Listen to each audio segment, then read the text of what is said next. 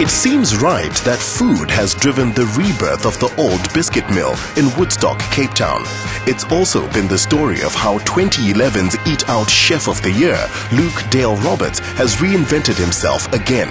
In just over 2 short years since opening the Test Kitchen, he's already won Restaurant of the Year.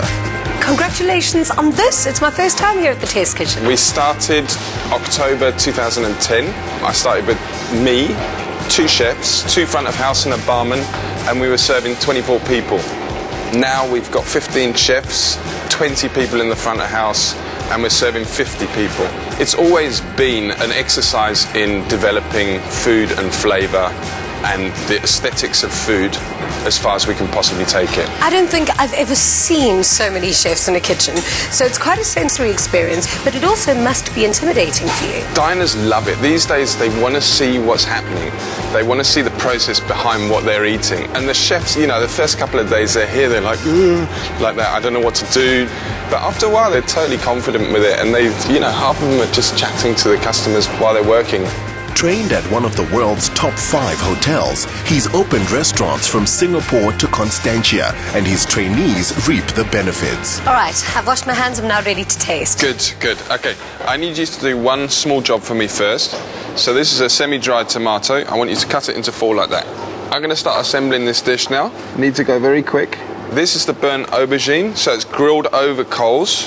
This whole dish is designed to have that kind of smoky, burnt, but in a pleasant way kind of sensation. Okay, then we've got pickled tomatoes. These kind of represent the coals in a fire. It all sounds very strange, I know. This is one of those plates where you get it, you feel guilty eating it because it's like destroying an artwork. Exactly. That's the idea. So this is a little smoked aubergine jelly here.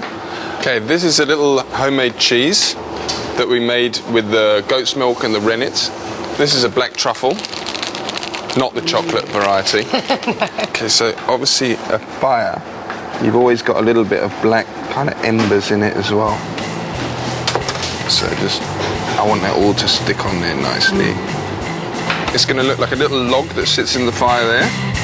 Continuing the firewood theme is some toasted rolled herb phyllo pastry, more puree but dried into sticks, shortbread made of black sesame paste to act as the ash, a little greenery for good measure, and then... The magic moment, we put a dome on it, and then you can help me with this actually. You need to lift this up and put that in there. Okay, let's swap places. Yeah. Let's do it. Okay, so I'm going to like this. You need to tip that up and put that in there. Okay.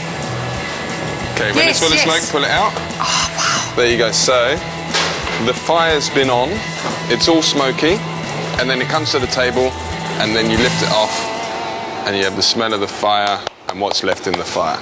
Looks good, That is great. It's so much fun. I know, I know. Now, is it going to taste like a braai? It's going to taste smoky, but hopefully in a good way. How do I even eat this? Just dig in. Just get into it. I've got a big forkful.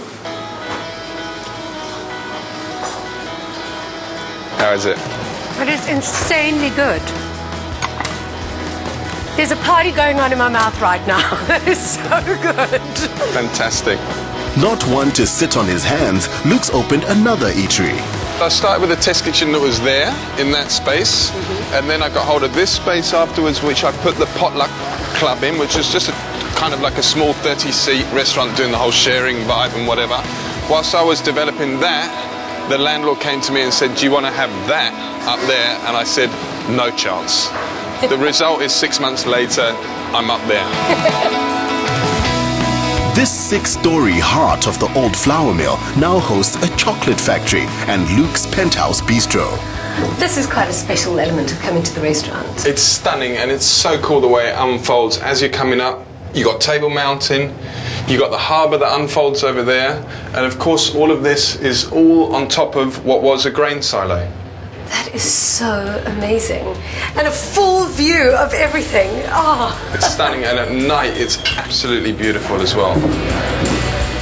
The 50s idea of potluck is that everyone brings a different dish, and that's how fashion designer Sandaline approached it. As Luke's wife, this is just as much your baby as it is his. Yes and no. Luke does have a mind of his own, and I do chip away every now and then. So the uniforms, we decided when people are dressed beautifully, then obviously that's going to project. And the whole thing is about what you see, what you taste. Everything should be beautiful. You did all the furniture. We did the furniture at the test kitchen, and I took the same idea, very similar, but we just cleaned it up a bit. The whole space has got a very 50s feel, so I was quite influenced by the ethnic sort of stitching and stuff that's quite prominent in 50s. And then we used a much cleaner wood, so it's got the feel of the test kitchen, but different. And the artwork is also incredibly unique. Did you get a brief or just creative freedom? Luke asked me to make some screens that would break up the space but still capture the views outside. The idea for making the screens is based on watercolors. So they're small brush and ink drawings that get done, and then those small drawings are converted into these big laser cut screens, which are done in steel. To businessmen who may ask, why not simply extend the test kitchen? Luke's reply is that chefs love to experiment. Okay. All ready for now for the next dish. You ready? Cool. So this is a dead simple dish. It's a warm salad of chorizo, figs, poached quail eggs. We're going to make a light dressing of goat's cheese, and then we're going to deep fry little sweet potato battens to finish it off. So it's a nice, simple, light dish, Mediterranean flavours, which I think that embodies what the Potluck Club is. These battens, panade in flour, egg and breadcrumbs, are the first dish Luke cooked as a head chef 25 years ago. The next step being sweet, super ripe figs. So it's that usual thing, sweet, salty, creamy. All together always works.